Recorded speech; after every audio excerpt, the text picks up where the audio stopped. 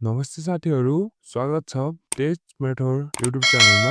आज हामी कुरा गर्दै छौं Realme C63 अराउन्ड एडिसनको बारेमा। यो फोन अहिले बजेट सेगमेन्टमा राम्रो मान्नु पर्छ। आउनुस् बुझौ यसको सम्पूर्ण जानकारी। सबैभन्दा पहिले त कुरा गरौँ यसको डिजाइन र डिस्प्लेको बारेमा। Realme C63 मा 6.74 इन्चको HD plus IPS LCD display दिएको छ। डिस्प्लेले 90 हर्ज रिफ्रेश रेट सपोर्ट गर्छ, जसले स्क्रोल र गेमिङ अनुभवलाई स्मुथ बनाउँछ। यसको पछाडिको डिजाइन पनि निकै प्रिमियम छ। लेदर टेक्सचर फिनिश सहित आएको छ। कलर अप्सनमा पाइन्छ ओल्ड एडिसन र लेदर ब्ल्याक। अब कुरा गरौँ यसको पर्फर्मेन्सको बारेमा। यसमा प्रयोग गरिएको छ युनिसक T612 चिपसेट। यो चिपसेट दैनिक प्रयोगका लागि एकदमै उपयुक्त छ। फेसबुक, टिकटक, युट्युब वा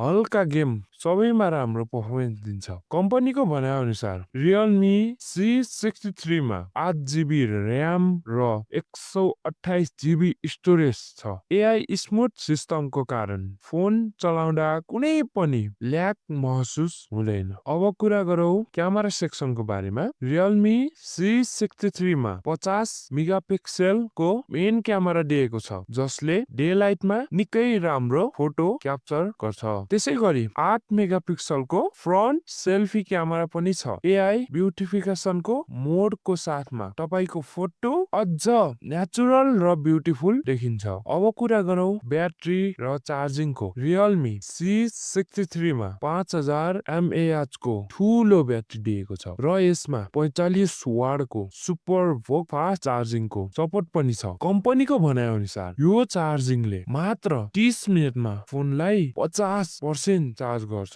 त्यो पनि बिना ओभरहेड। यसले तपाईको दैनिक काममा धेरै समय बचाउँछ। अब कुरा गरौँ अपरेटिङ सिस्टमको र फिचरको। Realme C63 एन्ड्रोइड 14 मा आधारित Realme UI 5.0 मा चल्छ। यसमा मिनी क्याप्सन फिचर पनि छ, जसले आइफोनको डाइनामिक आइल्यान्ड जस्तो नोटिफिकेसन स्टाइल दिन्छ। यसमा side mounted fingerprint sensor, face unlock र IP54 वाटर रेसिस्टेन्ट रेटिङ पनि पाइन्छ। त्यसैगरी एयर गेस्टुरे कन्ट्रोल फिचर पनि छ, जसले तपाईलाई बिना टच स्क्रोल गर्न सहयोग गर्छ। अब अन्त्यमा कुरा गरौँ मूल्य र उपलब्धताको। Realme C63 अराउन्ड एडिसनको मूल्य नेपाली बजारमा लगभग 20,000 देखि 22,000 रुपैयाँको आसपासमा पर्न सक्छ। तर यो मूल्य देश र भेरिएन्ट अनुसार अलि फरक पर्न सक्छ। तपाईलाई यो फोन कस्तो लाग्यो कमेन्टमा आफ्नो विचार लेख्नुहोला। भिडियो मन पर्यो भने लाइक, शेयर र सब्स्क्राइब गर्न नबिर्सनुहोला। फेरि भेटौला अर्को नयाँ मोबाइल र टेक अपडेटमा। धन्यवाद। जय नेपाल।